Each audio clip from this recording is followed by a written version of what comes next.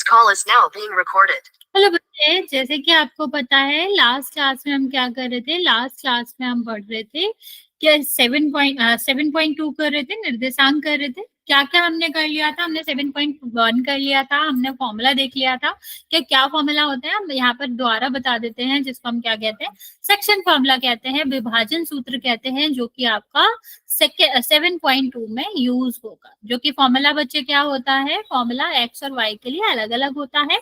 X के लिए क्या होता है, अगर हमें एक्स निकालना है तो कितना हो जाएगा, m1 x2 plus m2 x1 opposite होता है बच्चा। और यहाँ पर कितना हो जाता है, यहाँ पर आपका हो जाता है m1 प्लस m2। ये कब होता है बच्चे कि अगर हमारा कोई भी जो बिंदु है वो कहाँ है, अंतर भाग में है, अंदर है, दोनों बिंदुओं के बीच में है, तो उसके लिए हमें क्या करना पड़ता है। मान लो ये बिंदु है x1 y1 और ये वाला बिंदु है x2 y2 और ये वाला बिंदु जो है वो x, y है। तो हमें अगर कोई भी बिंदु आपका अंदर भाग में, अंतः भाग में विभाजित करता है, अंतः भाग में विभाजित हो रहा है, अंतः विभाजन है, तो हम क्या करते हैं, फॉर्मूला लगाते हैं। ये आपका क्या होता है, इसको अगर m1 m2 भाग में ये विभाजित कर रहा है तो x की वैल्यू हम इस तरह से निकाल सकते हैं और y की किस तरह से निकाल सकते हो बच्चा।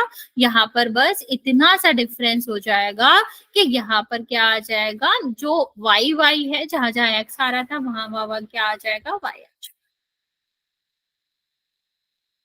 ठीक है, ये हमारी x और y की वैल्यू होती है। और अगर हमारा बाहर वाला भाग हो कि बिंदु हमारा बाहर है, रेखा के बाहर है, तो कुछ भी नहीं होगा बच्चा, जहां जहां प्लस है वहां माइनस हो जाता है। ठीक है, तो दोनों जगह आपका क्या हो जाएगा, माइनस हो जाएगा। चलिए अब अगली बात पे ध्यान देते हैं। हमारे 2 क्वेश्चन हो गए थे, थर्ड क्वेश्चन आज हम करते हैं। आसान से क्वेश्चन है, जल्दी से खत्म करके 6 चैप्टर की बात करेंगे। तो देखो बच्चा क्या कहा गया है थर्ड क्वेश्चन में, देखो 1 सेकेंड। थर्ड क्वेश्चन क्या कह रहा है, आपके स्कूल में खेलकूद क्रियाकलाप प्रयोग को आयोजित किया गया है। एक आयताकार क्या दिया गया है, ग्राउंड बनाया गया है ABCD, और इसका आपका क्या दिया गया है, 1 मीटर दूरी पर पंक्तियां बनाई गई है। मतलब ये जो दूरी है बच्चा, ये 1 मीटर की दूरी है। ठीक, और क्या कहा गया है यहाँ पर, निहारका पंक्ति A और D। A और D कहाँ बचे, 1 सेकेंड, ये कहाँ है, ये आपका डी है, ये आपका क्या है, निहार का ए और डी, ये डी है, ए और डी की जो है उसमें हम क्या करते हैं, 1/4 के भाग में चलती है। तो निहारिका ने कितना दूरी तय करी है, 1/4 मतलब एडी।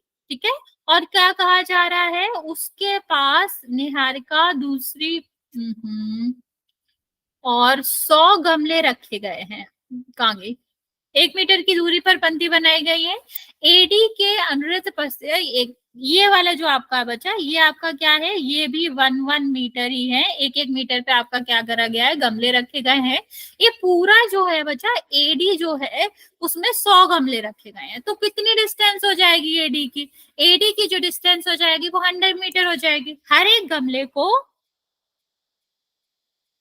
हाँ बच्चा आ तो सकता है। ठीक है, तो ये आपका क्या है, इस तरह के क्वेश्चन आ सकते हैं। तो आपको देखना है, इवन अभी नया वाला जो सेक्शन स्टार्ट हुआ है ना, उसमें आपको एक कहानी सा दिया जाएगा और फिर आपसे पूछा जाएगा। तो इस तरह के क्वेश्चन पे आपको सर ने करा दिया था या नहीं, अभी नया वाला जो एक्टिविटी वाला सेक्शन हुआ है ना बच्चा, उसमें तो आ सकते हैं ऐसे क्वेश्चन। ठीक है, तो यहाँ देखो, देख लेते हैं जल्दी से, ज्यादा टाइम नहीं लगेगा। नहीं, वो अलग क्वेश्चन होगा बच्चा, इसमें आंसर आएगा। वो जो क्रियाकलाप वाले क्वेश्चन होते हैं ना, कि उसमें एक्टिविटी करना, वो क्वेश्चन नहीं आते। यहाँ पर आपका आंसर निकलेगा, नंबर में आंसर निकलेगा, तो ऐसे वाले क्वेश्चन आ सकते हैं। ओके, देखो यहाँ पर एन हम निकालेंगे तो कितना हो जाएगा, एन ने मतलब निहारिका ने कितनी डिस्टेंस चली, 1/4 और 100, क्योंकि एडी तो 100 है, तो कितना हो जाएगा, इसने जो डिस्टेंस चली वो 25 चली। अभी आगे बात करते हैं बच्चे, नेक्स्ट क्या कैसे आया, क्या बचा, 25 कैसे आया बचा ये भाग दिया ना 4 का 100 में, तो 25 आएगा। ओके, अभी यहाँ पर देखो, यहाँ पर एक हरा, इसके पास, निहारिका के पास हरा झंडा है, मतलब ये हरा है। ठीक है, और क्या कहा गया है, ये जहां तक है ना बच्चा, ये वाला जो बिंदु होएगा वो कौन सा बिंदु होगा, ये 25 होगा, और ये तो 2 है। तो अगर हम इस पॉइंट की कोऑर्डिनेट निकाले जहां आपकी निहारिका है, तो वो क्या हो जाएगी, x, y होता है ना बच्चा कोऑर्डिनेट, तो कितना हो जाएगा, 2,25 हो जाएगा। अब इसके लिए देखते हैं, ये इसका नाम क्या है बच्चा, ये 8वीं पंक्ति में है, तो x तो इसका 8 हो जाएगा, और y का देखो, प्रीति जो है बच्चा, प्रीत जो है वो 1/5 चलती है, तो प्रीत ने कितनी डिस्टेंस कवर करी होगी, या y कोऑर्डिनेट कितना आ जाएगा बच्चे, ये आपका आ जाएगा 20। तो अगर हम इन दोनों के बीच के कोऑर्डिनेट की बात करें, तो आपका पहला वाला कितना आ गया, 2,25, ये वाली बात समझ, दूसरी पंक्ति में चल रही थी, तो 2 मीटर x पे डिस्टेंस कवर करा था, और उसने पूरा 100 मीटर था एडी, और कितना कवर कर रखा था, सिर्फ और सिर्फ 1/4 कवर कर रखा था, तो 1/4 मतलब 24 मीटर कवर कर रखा था, तो 2,25 आपका निहारिका का आ गया। प्रीत ने आपकी 8वीं पंक्ति में चल रही थी, तो 8 आपका यहाँ पर डिस्टेंस हो जाएगा, और 1/5 चला था, तो 20 हो जाएगा। तो इसका जो कोऑर्डिनेट आया वो कितना आया, 8,20 आया। अभी क्या कहा जा रहा है, अब कहा जा रहा है कि एक इसके पास लाल झंडा है, ठीक है, इसके पास हरा था, इसके पास लाल झंडा है, और क्या कहा गया, दोनों के बीच की दूरी निकालो। तो कैसे निकालेंगे बच्चा, अभी ऐसे तो निकाल नहीं सकते, तो हम क्या करेंगे, इन दोनों की जो दूरी है वो किससे निकालेंगे, वो हम निकालेंगे डिस्टेंस फॉर्मूले से। तो अभी आप देख पा रहे हो, ये आपका क्रियाकलाप नहीं है, ये आपको एक्टिविटी नहीं दी गई है, ये आपको एग्जैक्टली क्वेश्चन पूछा गया है डिस्टेंस करके। तो डिस्टेंस कैसे निकालते हैं, x1 माइनस x2 का होल स्क्वायर, और प्लस y1 माइनस y2 का होल स्क्वायर, ठीक है। अभी यहाँ पर देखो, ये आपका क्या है, x1 y1, ये आपका क्या है, x2 y2, ठीक है। तो ये कितना हो जाएगा बच्चा, x1 कितना हो जाएगा 2, और x2 कितना हो जाएगा 8 का स्क्वायर, और ये आपका कितना हो जाएगा 25 माइनस 20 का होल स्क्वायर, ठीक है। इसको माइनस करो, -6 का स्क्वायर, ये कितना हो जाएगा 4 का स्क्वायर, तो कितना हो जाएगा ये बचा 36, और ये कितना हो जाएगा आपका, ये 5 है ना, सॉरी ये 5 है, 4 नहीं, ये कितना आ जाएगा, ये कितना आ जाएगा √6, ठीक है। तो ये आपका क्या आ गया, दोनों के बीच में डिस्टेंस आ गया, लाल और हरा जो है दोनों के बीच में कितना डिफरेंस है, √61 का डिफरेंस है। ये वाली बात समझ आए बच्चा, हाँ या ना, जल्दी से बता दो, फिर आगे देखते हैं।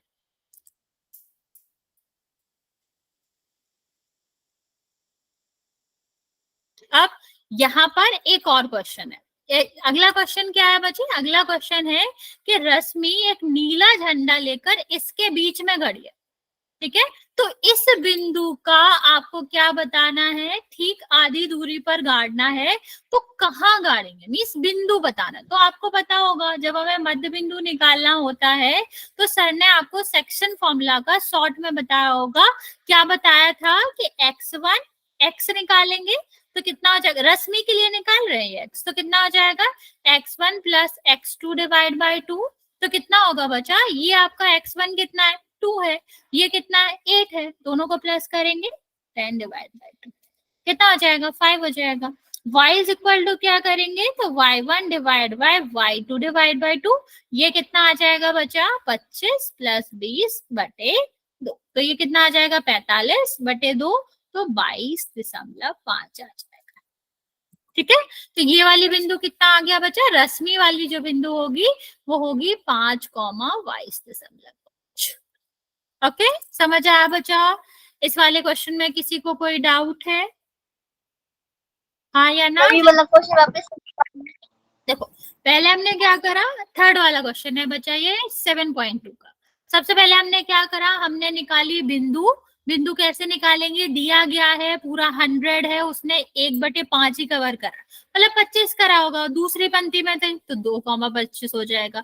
सेम हमने जो प्रीत के केस में देखा, वो 8वीं पंक्ति में चल रही थी, और वो उसका क्या था, उसने 1/5 कवर कर रखा था, मतलब 20 कवर कर रखा था, तो 8,20 हो जाएगा, ठीक। ये दोनों बिंदु के बीच में डिस्टेंस निकालने के लिए हमने क्या यूज करा, डिस्टेंस फॉर्मूला यूज करा, डिस्टेंस निकल गई। फिर हमने क्या देखा, हमें दिया ये गया कि रश्मि जो है वो इन दोनों की रेखा जो मिल रही है ना, इन दोनों के बीच में जो रेखा मिल रही है उसके बीच में खड़ी है। तो जब उसके बीच में खड़ी है तो हम क्या करेंगे, मध्य बिंदु के कोऑर्डिनेट निकाल लेंगे। और मध्य बिंदु के जो निर्देशांक रहते हैं वो निकालना बहुत आसान है। x1 plus x2 divide by 2 तो x आ जाएगा, y1 plus y2 divide by 2 तो y आ जाएगा। वही हमने करा। ठीक है, समझ आया बच्चा? चलिए अगला क्वेश्चन देखते हैं बच्चे।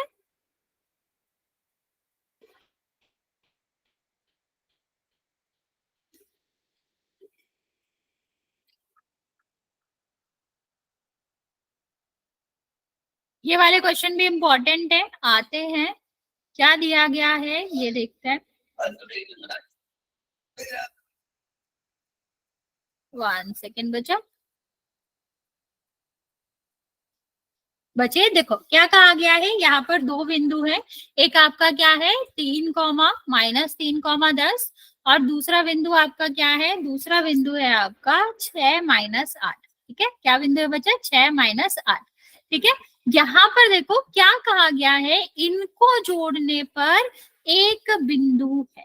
ठीक है, क्या करना है, इनको अगर हम जोड़ रहे हैं तो यहाँ पर क्या बिंदु है, यहाँ पर आपका दिया गया है कि ये आपका 1, -1, 6। तो बच्चा हमेशा ध्यान रखना कि जब हमें इस तरह से दिया जाए और पूछा जाए कि बताओ ये किस अनुपात में काट रहे, मतलब हमसे पूछा जा रहा है m/n, तो हमें यहाँ पर क्या मानना पड़ता है, हम हमेशा इसको k/1 मानते हैं। ठीक है, क्या मानते हैं हम, k/1 मानते हैं हमेशा। ठीक है, तो अभी देखते हैं कि हम क्या करेंगे कि किस में मान रहे हैं। हमने माना कि ये हमारा m/m जो है वो k/1 है। ठीक, अभी देखते हैं किस तरह से सॉल्व करेंगे हम फिर इस क्वेश्चन को। इस क्वेश्चन को सॉल्व करेंगे, हमने ऐसा क्यों माना, क्योंकि हमें एक साइड सॉल्व करना पड़ेगा और हमारा वैल्यू आ जाएगा। ठीक है, तो हम देखते हैं कि हम इस k को निकालने के लिए क्या लगाएंगे, हमारा जो सेक्शन फॉर्मूला था, विभाजन सूत्र था, उसको अप्लाई करेंगे। तो क्या होता है बच्चा, x इज इक्वल टू 1 लगा लो, आ जाएगा। ठीक है, क्योंकि हमने k माना है और ये 1 माना, तो इसको यहाँ पर सिर्फ इसके लिए निकाल लेते हैं।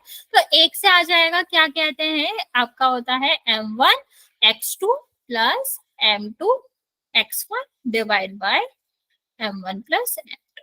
ठीक है, तो ये कितना आ जाएगा बच्चा, x जो है वो -1 है, ये वाला x है ना बच्चा, बीच वाला बिंदु जो होता है वो आपका 1 हो जाएगा। ओके, तो ये क्या आ जाएगा -1, m1 कितना आ जाएगा k, x2 ये वाला आपका क्या है x2 y2, ये क्या है x1 y1। तो y2 कितना हो जाएगा बच्चा, 6 हो जाएगा, प्लस m2 कितना दिया गया है, 1 माना गया है। ठीक है, मतलब ये वाला पार्ट है, mn मान लो, m1 m2 मान लो, जैसे भी आपको सही लगे।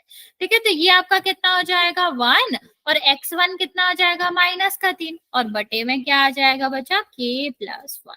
अब फर्दर सॉल्व करते हैं बच्चे, आगे सॉल्व करोगे तो क्या हो जाएगा, इसका कर देते हैं गुणा, तो -1 का गुणा होगा k+1 में, और यहाँ क्या आ जाएगा 6k और -3, माइनस का गुणा करोगे तो -1 इज इक्वल टू 6k -3। ठीक है, अब ये 3 को भेज देते हैं इस तरफ, तो माइनस का तो किसका हो जाएगा, प्लस का हो जाएगा, और k को भेज देते हैं इस तरफ तो 6k, और ये क्या हो जाएगा बच्चा, ये हो जाएगा आपका प्लस का k।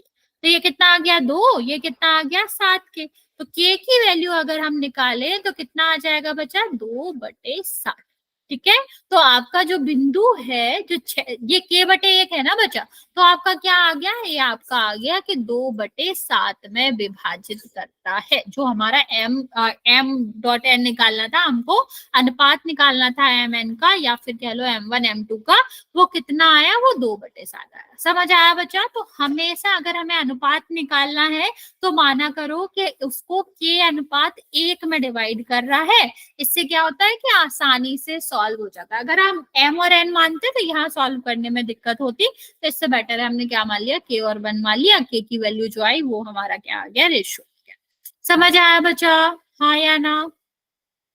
मैम एक बार और क्लिक कर दो। ठीक है, रिपीट कर देते हैं।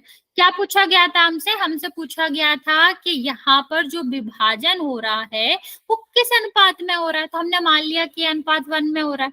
तो अब हमने क्या करा, एक विभाजन सूत्र, चाहे x के लिए लगा लो चाहे y के लिए लगा लो, कुछ फर्क नहीं पड़ेगा, दोनों में से किसी के लिए भी आ जाएगा, किसी से भी आ जाएगा। तो हमने x वाला निकाल लिया।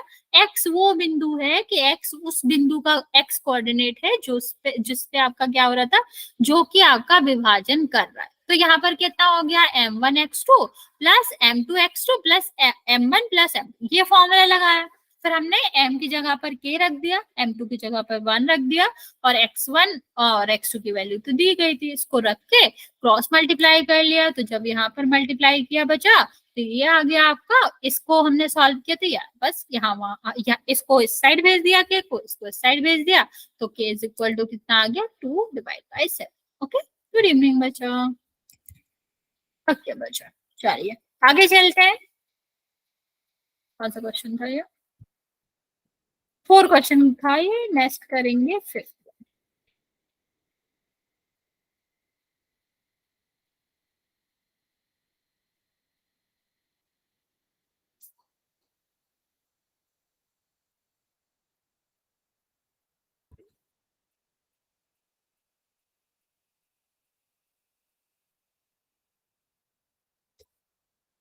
नेक्स्ट देखो, वह अनुपात ज्ञात कीजिए जिसमें बिंदु a is equal to 1, -5, b is -4, 5 को मिलाने वाला रेखाखंड x अक्ष को विभाजित करता है। तो हमें बिंदु निकालना। तो बेसिकली क्या कहा गया है कि ये जो आपका क्या है, एक रेखा है जो कि किस किस के बीच में बना हुआ है, 1, -5, और दूसरा बिंदु जो है हमारा वो क्या दिया गया है, -4, 5। ठीक, ये एक्स अक्ष को काट रहा है। तो एक्स अक्ष पर y हमेशा 0 होता है ना बच्चा। तो जो भी बिंदु पर ये काट रहा है, क्या साफ नहीं दिखाई दे रहा बच्चे? पेज नहीं दिखाई दे रहा साफ? क्यों बच्चे, बाकी बच्चों को दिखाई दे रहा है? मैम स्क्रीन छोटी कर दो। छोटी करेंगे फिर बच्चे आपको दिखाई नहीं देगा। लो, मतलब देख लो ना, अगर कोई दिक्कत हो तो जूम करने के लिए कह देना। ठीक है, अभी देखो ये क्या कहा गया है, ये आपका क्या कहा गया है कि x, 0 पे काटना। एक्स अक्ष पर हमेशा y 0 होता है। तो जब भी x अक्ष पर काट रहा है, इसका मतलब होता है x, 0 पर काट रहा होगा, x की कोई ना कोई संख्यात्मक वैल्यू होगी जो हमें निकालनी है। ठीक है, अभी क्या कहा गया है कि हमें वो अनुपात निकालना है जो कि इस तरह से दे रहा है। अब हम क्या करेंगे, x को तो हमें पता नहीं है कि कहाँ काट रहा है। ठीक, तो हम यूज करेंगे इसका, एक संख्या में पता है जो कि y की है। तो हम यहाँ पर जो आपका रेखाखंड विभाजन का सूत्र लगाएंगे वो कौन सा लगाएंगे, y वाला लगाएंगे। तो क्या होता है बच्चा, m1y2 प्लस m2y2। हमें क्या निकालना है, हमको यहाँ पर m1 और m2 का रेशियो निकालना है। मान लेते हैं हम इसको k और 1 है। ठीक, तो जब भी हमें क्या करना होगा, जब भी हमें लेना होगा तो हम इसको क्या मानेंगे, जब भी हमें रेशियो निकालना होगा k और 1 मानेंगे, ताकि हमारा सोल्यूशन जो है वो छोटा हो जाए। हम m1 m2 से भी निकाल सकते हैं, उससे भी दिक्कत नहीं होगा, लेकिन हम k और रेशियो 1 मान लेते हैं। यहाँ कितना आ जाएगा, m1 प्लस m2। y कितना है, 0, क्योंकि x अक्ष पर काट रहा था ना बच्चा, x अक्ष पर y कितना होता है, 0 होता है। तो m1 क्या है, k, और ये आपका कितना हो जाएगा, y2 की वैल्यू दी गई है। देखो ये x1 y1 है, ये x2 y2 है। तो y2 की वैल्यू कितनी है, 5 है, तो मल्टीप्लाई बाय 5 हो जाएगी। m2 की वैल्यू क्या है, 1, और इस पे कितनी है, -5। ठीक है, यहाँ पर क्या आ जाएगा, k प्लस 1, लेकिन जब हम 0 से मल्टीप्लाई करेंगे तो कितना आ जाएगा, 0 आ जाएगा। तो 5k -5 इज इक्वल टू 0। इस साइड जाएगा 5, तो कितना हो जाएगा बच्चा, ये आपका प्लस का 5 हो जाएगा। और k इज इक्वल टू क्या आ जाएगा बच्चे, 5/5। तो k रेशियो 1 आपका कितना आ गया, 1:1 आ गया। ठीक है, तो यहाँ पर x एक्सिस पर जो काट रहा होगा वो क्या कट कर रहा होगा, 1:1 पर कट कर रहा होगा। समझ आया बच्चे? मैम ये वाला आपने समझाना। ठीक है, क्या कहा गया है, ए और बी दो बिंदु हैं, दोनों को रेखाओं को जब हम मिला रहे हैं तो वो एक्स अक्ष पर कट कर रहा है, तो वो हमारा क्या होगा, एक्स एक्सिस पे हमेशा वाई जीरो होता है, तो हम उसी का यूज करेंगे, Y is equal Y zero रखेंगे, तो m1y2 plus m1y2 plus m2y2 और plus m1 plus m2 is equal to क्या हो जाएगा, जीरो हो जाएगा। ठीक है, अभी हम क्या करेंगे, क्रॉस मल्टीप्लाई कर दो, तो कितना आ जाएगा, 5k प्लस माइनस का 5 उस साइड जाएगा, प्लस का हो जाएगा, तो k इज इक्वल टू कितना आ गया, 1 आ गया। ठीक, तो k रेशियो 1 कितना आ जाएगा, 1:1 आ जाएगा। ओके ओके, चलो नेक्स्ट क्वेश्चन पे चलते हैं बच्चे।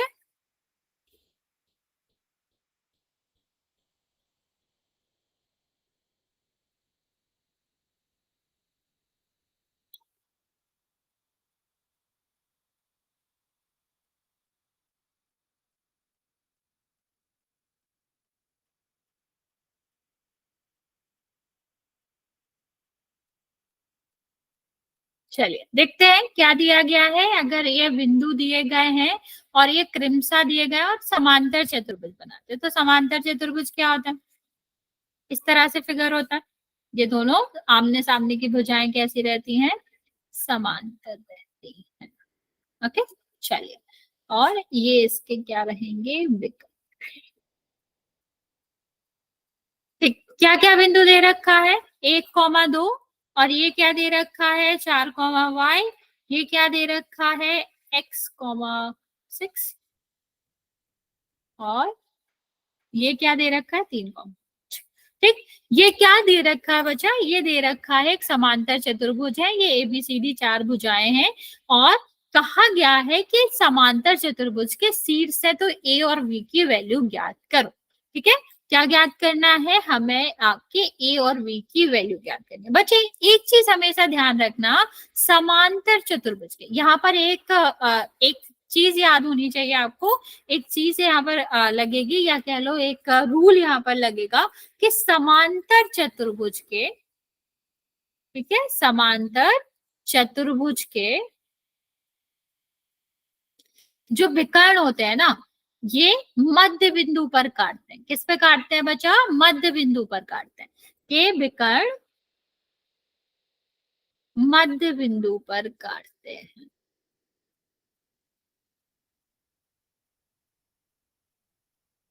मैम ये वाली लाइन वापस बोलना।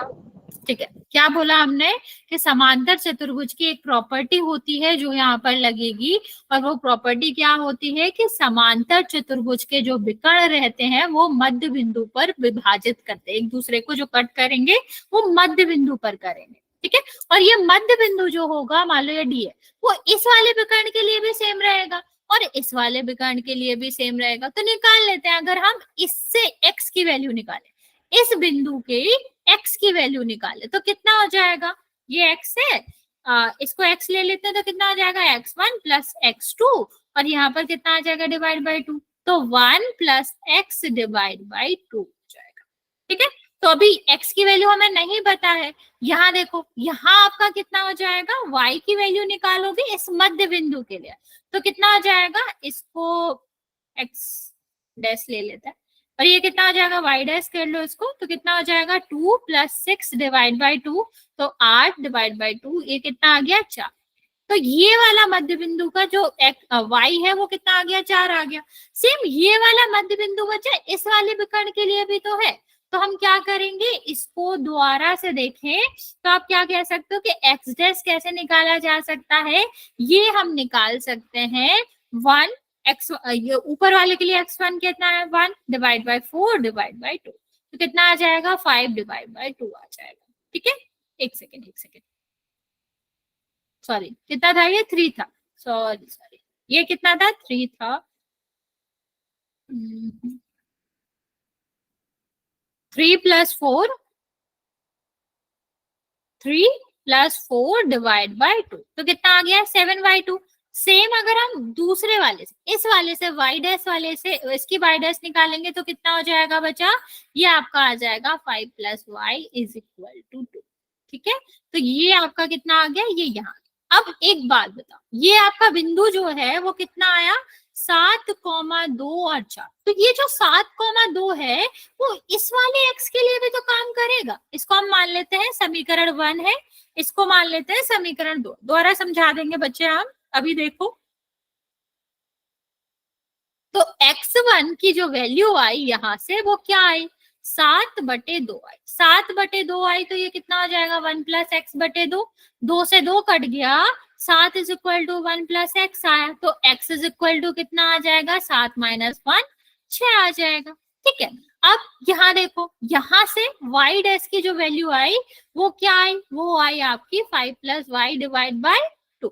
और यहाँ से जो आई वैल्यू बचा ऊपर से y डैश की वो कितना आया, 4 आया। तो अभी हम क्या करेंगे, क्रॉस मल्टीप्लाई करेंगे तो कितना आ जाएगा, 5 + y = 8 और y = कितना आ जाएगा, 8 - 3, तो 3 आ गया। ठीक है, तो इस तरह हमें करना था। मध्य बिंदु देखो, रिपीट मैं कर रही हूँ, ध्यान से सुनो।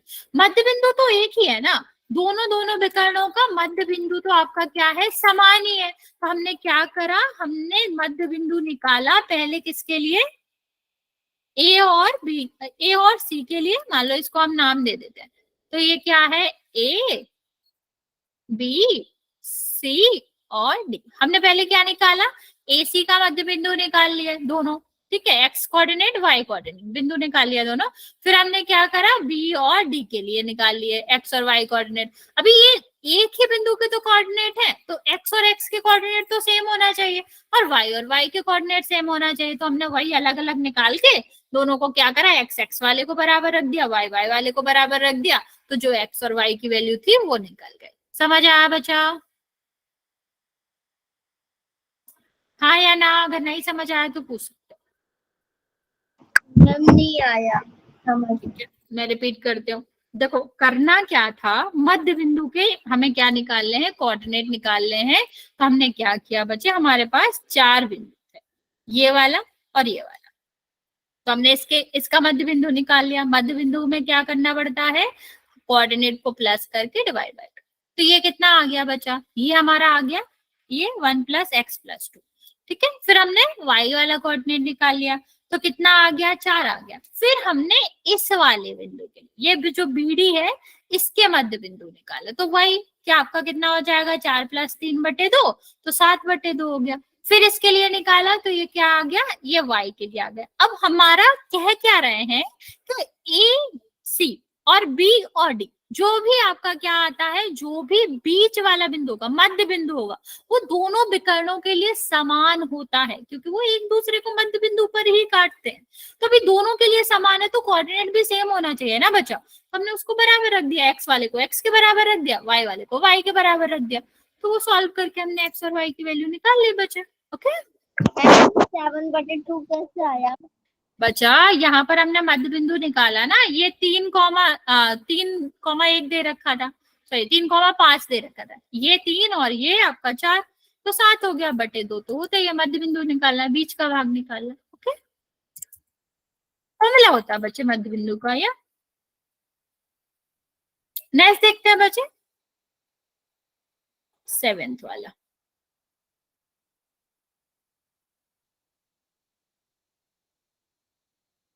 ये बहुत ही आसान सा क्वेश्चन है।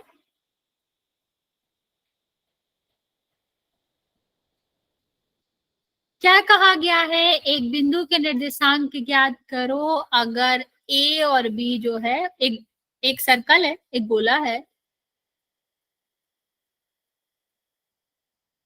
एक क्या है, वृत्त। ठीक है, वृत्त का एक व्यास है जिसका नाम क्या दिया गया है, ए और बी दिया गया, और व्यास पे ही हमेशा केंद्र होता है, तो ये केंद्र है। केंद्र का जो निर्देशांक दे रखा है वो क्या दे रखा है, 2, -3 दे रखा है। ए के निर्देशांक हमें ज्ञात करने हैं और बी के निर्देशांक हमें दे रखे। तो बच्चे अभी हमने समझाया कि आपका केंद्र जो होता है वो किस पर स्थित होता है, व्यास पर स्थित होता है। ठीक है, और व्यास जो होता है, व्यास पर जो बिंदु होता है जिसे हम केंद्र कहते हैं, वो उसका मध्य बिंदु होता है। ठीक है, तो अभी हमें बस मध्य बिंदु का फॉर्मूला लगाना है और ए और बी का ए का हम क्या निकाल लेंगे, कोऑर्डिनेट। तो हम मान लेते हैं ए के कोऑर्डिनेट क्या है, x, y। तो मध्य बिंदु का क्या होता है बच्चा, ये वाला मध्य बिंदु जो है वो कितना हो जाएगा, ये आपका हो जाएगा 2 बराबर कितना हो जाएगा, x + 1 / 2। ठीक है, तो हम क्या करेंगे, क्रॉस मल्टीप्लाई करो तो कितना हो जाएगा, 4 is equal to X plus 1, तो ये इस साइड जाएगा तो किसका हो जाएगा, माइनस का, 4 minus 1, X is equal to कितना हो जाएगा, 3 हो जाएगा। ठीक है, ये हमारा क्या आ गया, एक्स की वैल्यू आ गई। अब सेम हम ऐसा निकालेंगे कि ये जो -3 है वो क्या है, मध्य बिंदु है, किस किस का, y का और 4 का। ठीक, तो y प्लस 4 डिवाइड बाई 2 कितना होना चाहिए, -3 होना चाहिए, क्योंकि मध्य बिंदु है ना बच्चा। तो ये क्या हो जाएगा, क्रॉस मल्टीप्लाई करो तो y plus 4 is equal to -6, तो y इज इक्वल टू कितना आ जाएगा, -6 माइनस 4 इज इक्वल टू -10। ठीक है, तो ये आपका क्या आ गया, ये जो x के कोऑर्डिनेट आए वो 3, -10। ओके, ठीक है, यहाँ पर भी वही मध्य बिंदु वाला कंसेप्ट लगाना था और पिछले वाले क्वेश्चन में भी मध्य बिंदु वाला ही कंसेप्ट लगाना था। ओके, चलो आसान सा क्वेश्चन था ये, 8th वाला देखते हैं।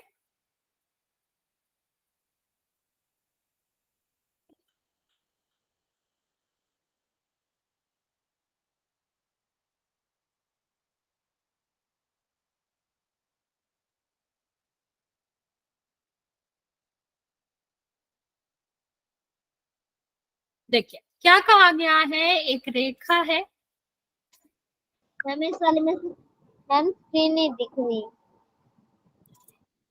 बाकी बच्चों को भी स्क्रीन नहीं दिख रही बच्चे, बच्चा स्क्रीन दिख रही है,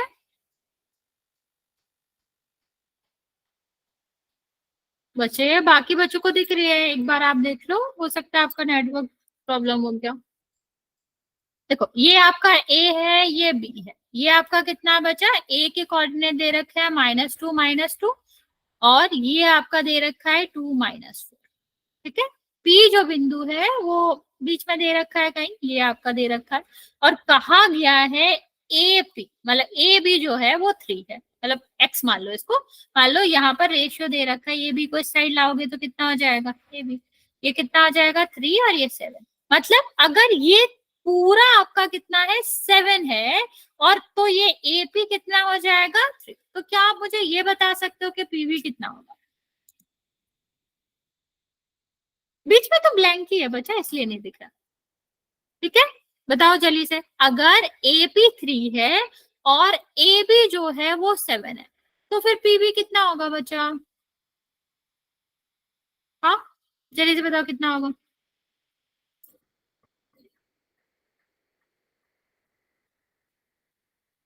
मैम वापस समझा नहीं वाला। देखो क्या कहा गया है, ए और बी अलग अलग कोऑर्डिनेट दे रखे हैं, ए और बी जो है वो 3 है, रेशियो में ऑफकोर्स कुछ ना कुछ गुणा हो सकता है उसमें, लेकिन मान लो कि 3 है, और ए बी जो है वो 7 है, तो फिर पी भी कितना होगा, वेरी गुड 4 होगा, क्योंकि ये टोटल 7 कब हो सकता है, जब ये 4 हो। लेकिन हम डायरेक्ट 4 हो नहीं लिखेंगे, हम क्या लिखेंगे, हम लिखेंगे कि एपी और बीपी का रेशियो जो है वो 3:4 होगा।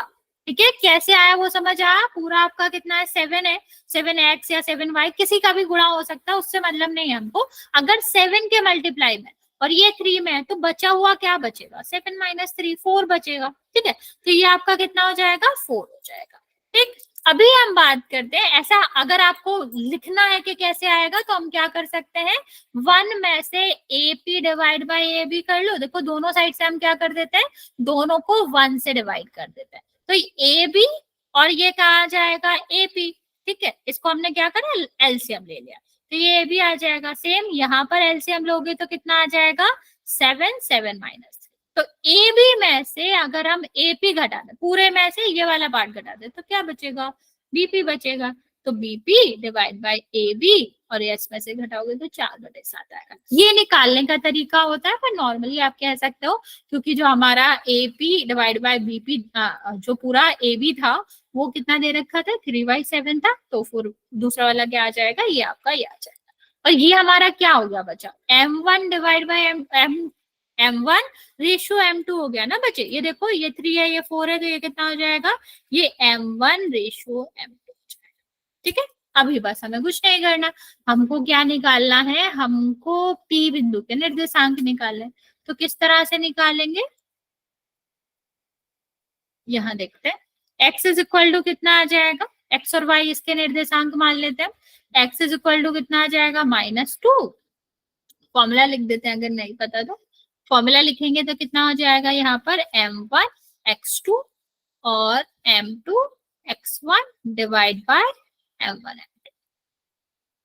ठीक है, तो ये कितना हो जाएगा बच्चा, ये आपका हो जाएगा 2 मल्टीप्लाई बाय द 3 और ये आपका कितना हो जाएगा बच्चा, ये आपका हो जाएगा 4 मल्टीप्लाई बाय द -2 और डिवाइड में क्या हो जाएगा 7, क्योंकि 4 और 3 तो 7 ही होएगा। ये देखो कितना हो जाएगा ये बचा, ये आपका 6 और ये -8 डिवाइड बाय 7। इसको सॉल्व करेंगे तो कितना आ जाएगा -2/7। ये हमारा क्या आ गया, ये हमारा x आ गया। अब सेम तरीके से हम क्या निकालेंगे, y निकालेंगे। तो y निकालोगे तो क्या आ जाएगा बचा, y निकालोगे तो m1 multiply by the y2, तो कितना आ जाएगा, ये m कितना है m1 3 और y2 क्या है 4 प्लस आपका m2 मीन्स कितना आपका 4 और y2 मतलब -2 डिवाइड में कितना आ जाएगा 7। तो इसको सॉल्व करेंगे तो कितना आ जाएगा बच्चा, इसको सॉल्व करोगे तो -12 -8 डिवाइड बाय 7 मीन्स -20/7। ठीक है, तो ये आपका क्या आ जाएगा x1 और y1 आ जाएगा। समझ आया बच्चा? x और y का कोऑर्डिनेट क्या होंगे, -2/7 -20/7। देखो हमने क्या करा, हमने कुछ नहीं करना बच्चा, यहाँ पर सिर्फ और सिर्फ हमें सेक्शन फॉर्मूला लगाना है, विभाजन सूत्र लगाना है। x निकालने के लिए हम क्या करेंगे, m1 x2 plus m2 x1 लगाएंगे और डिवाइड बाय m1 m2। तो जो वैल्यू दी गई है उसको रख के सॉल्व करना है। m1 की वैल्यू m1 की वैल्यू 3 दी गई है, x2 की वैल्यू कितनी दी गई है, x2 की वैल्यू 2 दी गई है और यहाँ पर अगर हम देखेंगे तो यहाँ पर क्या दिया गया, m2 की वैल्यू 4, x1 की वैल्यू -2। ठीक है, तो हमने इसको रख के सॉल्व कर लिया। सेम हमने y1 की वैल्यू रखी और उसको भी हम m1 m2 के साथ सॉल्व करें। ठीक है, तो बस सिर्फ और सिर्फ वैल्यू रखनी है ऊपर से और सिर्फ हमें मल्टीप्लाई और प्लस माइनस करना है और कुछ भी नहीं है उसमें। ठीक है, ऊपर वाले क्वेश्चन जैसे ही। चलिए आगे देखते हैं बच्चा, 9th क्वेश्चन देख लेते हैं।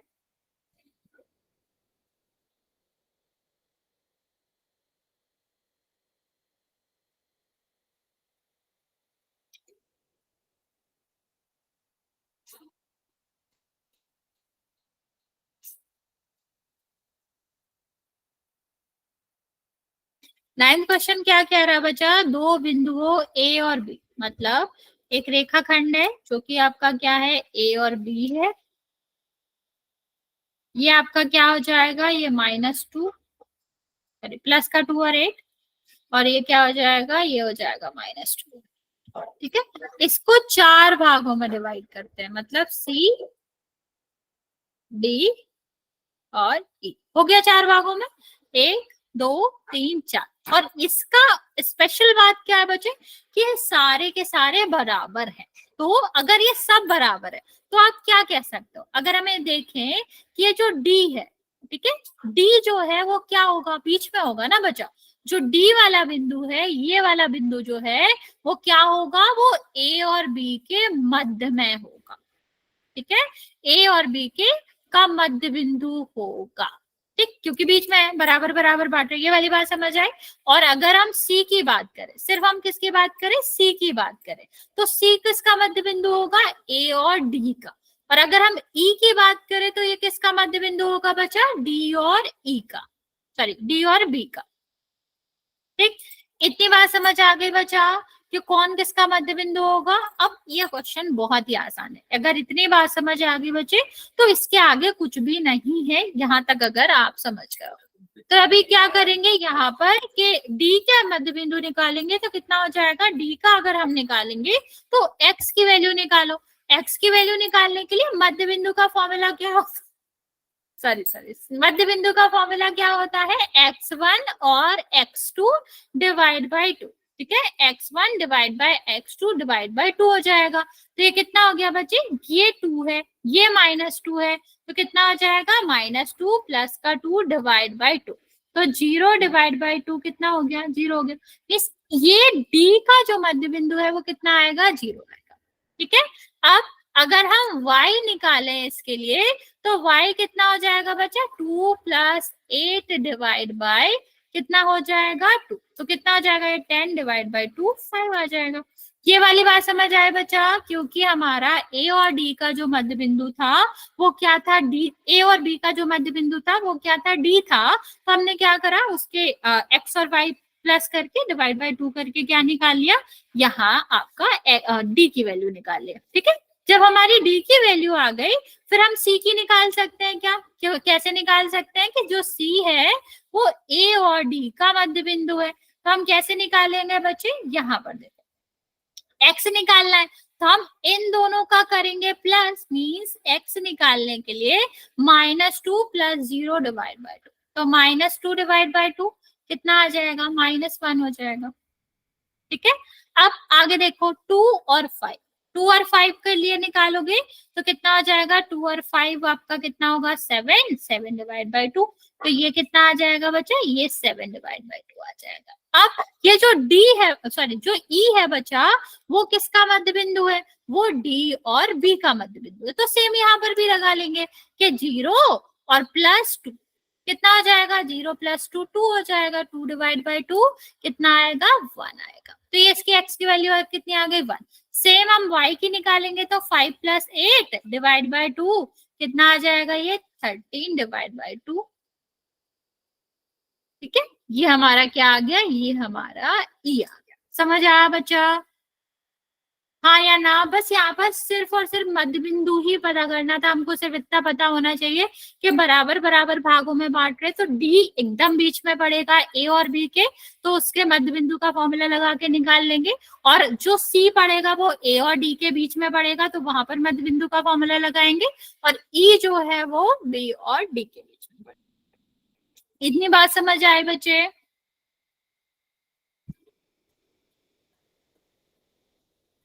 किसी को कोई डाउट तो नहीं है इस क्वेश्चन में?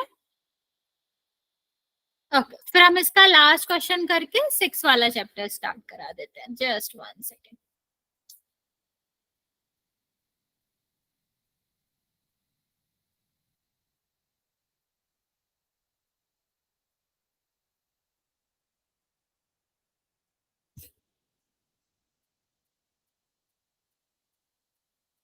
देखो क्या कहा गया है कि सम चतुर्भुज क्षेत्रफल निकालना है। सम चतुर्भुज का क्या मतलब होता है, सम चतुर्भुज का मतलब होता है कि सामने वाली जो भुजाएं रहेंगी वो तो पैरेलल रहेंगी, वो तो आपकी कैसी रहेंगी, समांतर रहेंगी, लेकिन उसके साथ साथ सारी भुजाएं आपस में बराबर भी रहेंगी। क्या होगा बच्चा, यहाँ पर आपकी सारी भुजाएं आपस में क्या होंगी, बराबर होंगी, और आमने सामने की जो भुजाएं हैं वो कैसी रहेंगी, वो आपकी समांतर रहेंगी, तो ए बी और सी डी। ठीक है, अब यहाँ पर जो आपका ये है विकर्ण है वो क्या हो जाएगा, बी डी और ए सी। ठीक है, तो बच्चे सम देखो यहाँ पर लिखा भी है, फॉर्मूला क्या होता है, तो यहाँ पर फॉर्मूला हो जाएगा आपका ए सी विकर्ण है और बी डी विकर्ण है, तो इसका गुणनफल। अब हमें क्या निकालना है, बेसिकली हमें ए सी और क्या निकालना है, हमको निकालना है बी डी। तो देख लेते हैं, हमें डिस्टेंस फॉर्मूला तो पता ही है ना, मान लेते हैं क्या 3,0, ये कितना है 4,5, ये कितना है 1 - 1,4, और ये क्या है -2, -1। ठीक है, अब इन दोनों के बीच में डिस्टेंस निकाल लेते हैं, तो AC निकालेंगे तो डिस्टेंस फॉर्मूला क्या कहता है, x1 - x2, तो कितना हो जाएगा, ये 3 - x2 का होल स्क्वायर, प्लस कितना हो जाएगा बच्चा 0 - 4 का स्क्वायर। तो इसको सॉल्व कर लेते हैं बच्चे, तो कितना आ जाएगा 3 माइनस माइनस प्लस 4, 4 का स्क्वायर 16, 4 का स्क्वायर 16, तो कितना हो गया, ये आ जाएगा √32, जो कि कितना होगा, जो कि 16 डिवाइड बाई 2 मतलब मल्टीप्लाई बाय द 2, ये किसका है 4 का, तो 4√2 आ जाएगा। ठीक है, अब हम निकालते हैं आपका दूसरा वाला डिस्टेंस, जो कि क्या है, बी और डी है। क्या है, बी और डी। तो बी और डी के लिए भी स्वयं फॉर्मूला लगाएंगे, डिस्टेंस फॉर्मूला लगाओगे तो कितना आ जाएगा 4 - 2 के बीच का, तो 4 - -2 का होल स्क्वायर। ठीक है, फिर हमने क्या करा, फिर हमने देखा यहाँ पर कितना आ जाएगा, यहाँ पर आ जाएगा 5 माइनस माइनस 1 का होल स्क्वायर। ठीक है, अभी ये कितना हो गया, ये 6 का स्क्वायर हो गया और ये भी 6 का स्क्वायर हो गया, तो कितना हो गया 36 प्लस 36 और ये कितना हो जाएगा 72। ठीक, तो ये क्या लिख सकते हैं हम, 2 मल्टीप्लाई बाय द 36, 36 किसका होता है, 6 का होता है, तो 6√2 आ गया। अभी जैसे यहाँ पर वैल्यू आगे बचे यहाँ पर रख देंगे, तो कितना हो जाएगा 4√2 और 6√2। ठीक है, तो यहाँ देखो √2 मिलकर क्या बन गया, 2 बन गया, तो ये कितना आ जाएगा 1/2 multiply by the 24 multiply by the 2, 2 से 2 कट गया, आंसर कितना आ गया 24। ओके, समझ आया बच्चा? मैम एक बार और रिपीट कर दो। ठीक है, रिपीट मैं कर दो। दोबारा बता देती हूँ कि जब हमें समचतुर्भुज का क्या निकालना है, क्षेत्रफल निकालना है, तो फॉर्मूला क्या होता है, 1/2 विकर्णों का गुणनफल। तो विकर्ण क्या थे आपका, AC गुणा BD। ठीक है, तो AC हमारे क्या दे रखा था, हमें निर्देशांक दे रखे, तो हम डिस्टेंस फॉर्मूला लगाकर क्या निकाल सकते हैं, डिस्टेंस फॉर्मूला लगाकर हम यहाँ पर क्या इसकी डिस्टेंस निकाल सकते, तो हमने वही किया, AC की डिस्टेंस निकाल ली डिस्टेंस फॉर्मूला लगाकर। ठीक है, सेम हमने BD की डिस्टेंस निकाल ली डिस्टेंस फॉर्मूला लगा के, तो क्या आया 4√2 आया आपकी AC और BD आपके क्या है 6√2। बस अभी हमने A और C की जगह 4√2 रख दिया, BD की जगह 6√2 रख दिया, इसको गुणा करा, √2 मिलकर 2 बन गए, ये डिवाइड हो गया तो 24 बच गया। ओके, अब चलते हैं क्वेश्चन कर लेते हैं इसका।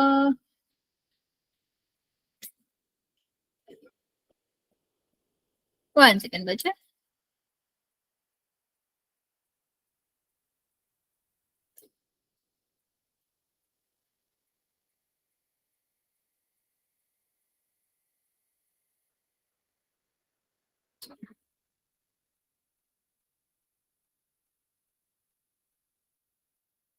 हम्म, 1 सेकेंड बचा।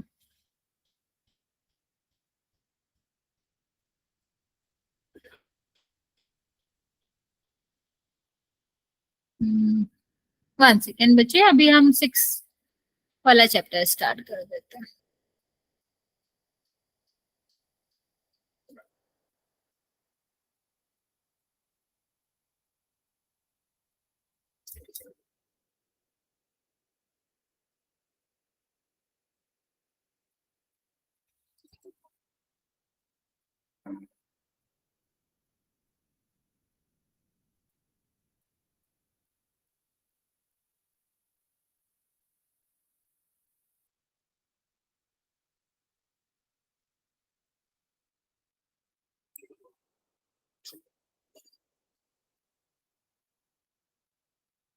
ओके, तब तक आप मेरी बात सुन लीजिए, हो रहा है तब तक बच्चे। अगला वाला जो आपका चैप्टर है वो क्या है, त्रिभुज। तो बच्चे त्रिभुज वाले में हमें दो चीजें बहुत अच्छे से समझना पड़ेगा कि सर्वांग समता क्या होती है और आपका समरूपता क्या होती है। समरूप क्या होता है और सर्वांग सम क्या होता है, इसके बारे में समझते हैं। तो बच्चे समरूप का मतलब क्या होता है, समरूप का मतलब होता है जो एक जैसा दिख रहा हो। ठीक है, समरूप मतलब एक जैसा दिखने वाला। जैसे अगर मैं अपनी फोटो लूं, अगर बहुत बड़े साइज में ले रहे हैं, ठीक है, या फिर हम उससे छोटे वाले साइज में ले रहे हैं, पर मेरा फेस जो है सेम फोटो है, हमने क्या करा दो अलग अलग साइज में बनवा रखा है, तो दिखेगी तो वो एक जैसे ही ना, बस साइज का डिफरेंस है बच्चे, आकार का डिफरेंस है। लेकिन इसका मतलब ये नहीं है कि आपके किसका अंतर हो जाएगा, कि हमारा कुछ भी बदल जाएगा, कुछ भी नहीं बदलेगा, सिर्फ और सिर्फ किसका अंतर रहेगा, सिर्फ और सिर्फ आकार का अंतर रहेगा। ठीक है, तो अभी यही हमें समझना है कि समरूपता का मतलब होता है जो एक जैसे दिख रहे हैं। हमें इससे बिल्कुल मतलब नहीं है कि वो आपका क्या, वो एक ही मतलब यहाँ समान आकार के हैं या फिर नहीं है, इससे मतलब नहीं होता। समरूप का मतलब होता है एक जैसा दिखने वाला।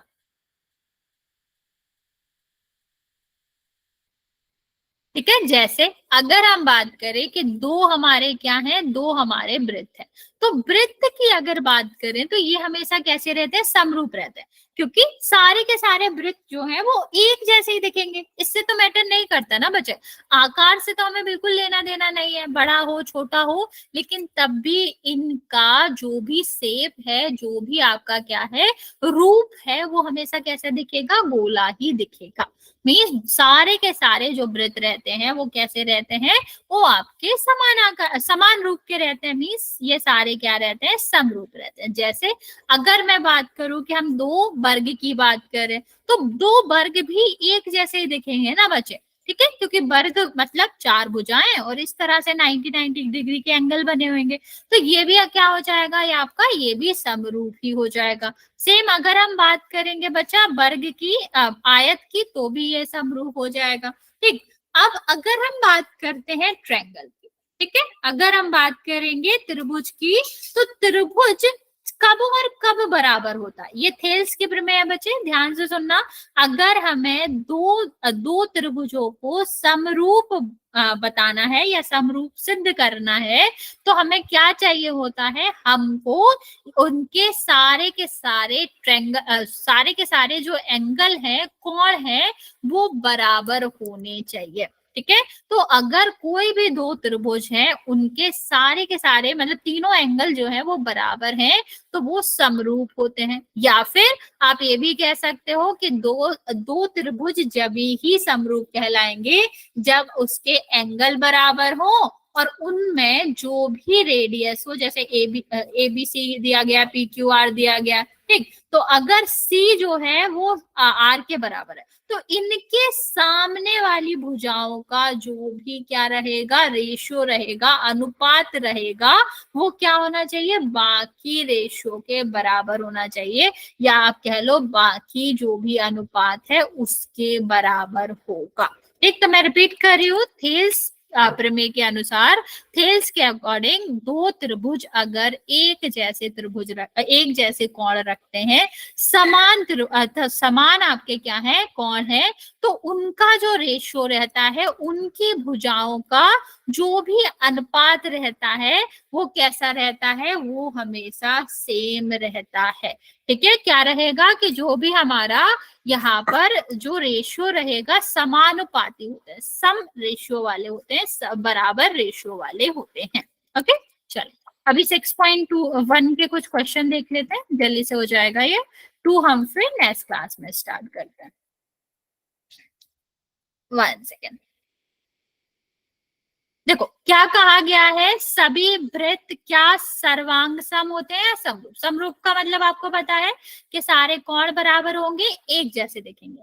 सर्वांग सम का मतलब होता है कि उनका आकार भी बराबर होगा, जैसे दिख रहे हैं वो तो बराबर होगा, वो तो एक जैसे दिखेंगे, लेकिन उसका आकार भी बराबर होगा। अगर हमें दो त्रिभुजों को सर्वांग सम प्रूव करना होता है, तो उनकी त्रिज्या बराबर होनी चाहिए। अगर दोनों वृत्तों की त्रिज्या बराबर है, तभी ही वो सर्वांग सम होते। तो बच्चे दुनिया में जितने भी आपके वृत्त होंगे, क्या सबकी त्रिज्या बराबर होगी? नहीं होगी ना, एक हो सकती है, 5 हो सकती है। तो इसका मतलब क्या होगा बच्चे, सारे के सारे वृत्त सर्वांग सम नहीं होते, लेकिन हाँ एक जैसे दिखते जरूर है, दैट मीन्स समरूप जरूर होते हैं। ठीक है, तो इसका आंसर क्या हो जाएगा, इसका आंसर समरूप हो जाएगा।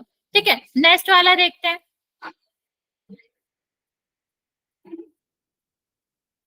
यहाँ पर बात करते हैं, सारे के सारे वर्ग अभी हमने बताया समरूप होते, सर्वांग सम तो नहीं हो सकते ना बच्चा।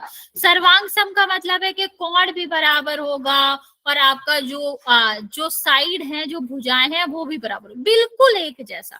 ठीक है, एकदम फोटोकॉपी। तो सारे के सारे वर्ग फोटोकॉपी तो नहीं हो सकते, ठीक, अलग अलग साइड के रहेंगे, तो ये भी आपका क्या है, ये भी समरूप होगा। अब समद्विभाजक समबाहु का क्या मतलब होता है? समद्विबाहु का मतलब होता है ऐसे त्रिभुज जिनके दो साइड जो रहते हैं वो बराबर रहते हैं। तो बचाओ, लेकिन इनके एंगल भी दो ही बराबर रहते हैं। मान लो ये 30 है, ये 30 है, ठीक है, और ये 120 है। ठीक, सेम अगर हमें एक त्रिभुज दे रखा है, वो ये 50 है, ये 50 है, और ये कितना है, ये आपका 80। तो क्या ये दोनों एक जैसे दिखेंगे? नहीं दिखेंगे ना बच्चा। अलग अलग दिखेंगे, उनका शेप भी अलग होगा, साइज भी अलग होगा।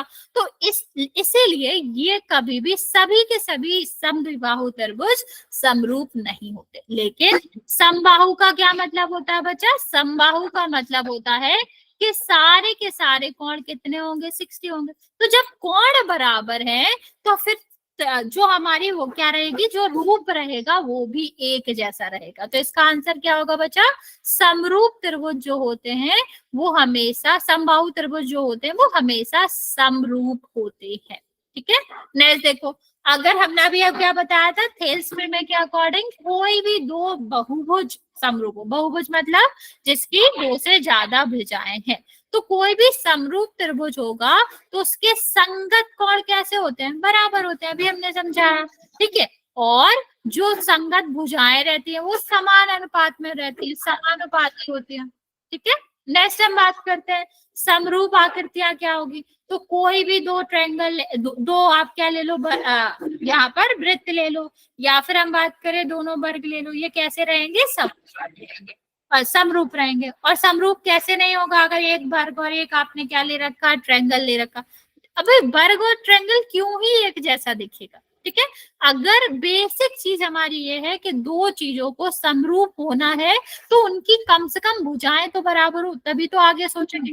अगर भुजाएं बराबर नहीं है तो वो एक जैसे कैसे दिखेंगे? मतलब एक इंसान है, एक लाइक काऊ है, तो वो कैसे एक साथ एक जैसे दिखेंगे? वो कभी नहीं हो सकता ना। ऐसे ही अगर सर्कल है और यहाँ पर क्या है, वर्ग है, ये भी कैसे होंगे? ये कभी भी समरूप रहेंगे। लास्ट क्वेश्चन और देख लेते हैं बच्चे।